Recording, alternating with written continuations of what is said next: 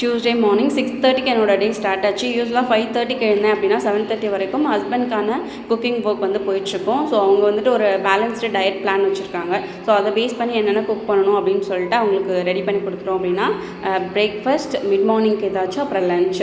So அவங்களுக்கு cook பண்ணுறதுலேயே கொஞ்சம் எக்ஸ்ட்ராவாக ஏதாவது 1-2 எங்களுக்கு பிளான் பண்ணிப்போம். ஸோ எங்களுக்கு பிரேக்ஃபாஸ்ட்டுக்கு ஸோ அன்றைக்கி ஹஸ்பண்ட் கொஞ்சம் ஏர்லியாகவே எழுந்ததால் சாலட்க்கு தேவையானதெல்லாம் பாயில் பண்ணிக்கிட்டாங்க. ஸோ நான் எக்கு, சப்பாத்தி, அதுக்கப்புறம் கிரேவி இது 3 தான் ரெடி பண்ணுற மாதிரி இருந்துச்சு.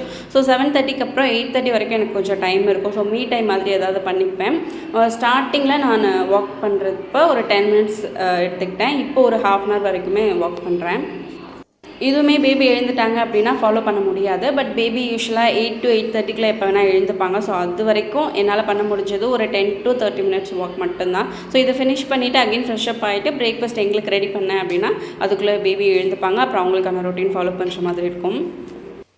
ஸோ இது வந்துட்டு நான் ஹஸ்பண்ட்காக தான் கொஞ்சம் ஏர்லியாக எழுந்துக்க ஸ்டார்ட் பண்ணேன். இது கொஞ்சம் ஈஸியாக இருக்க மாதிரி இருக்குது. இந்த மாதிரி கூட ரொட்டீன் ஃபாலோ பண்ணிக்கிட்டோம் டெய்லி பேசிஸில் அப்படின்னா இன்னுமே நல்லாயிருக்கும்னு தான் தோணுது.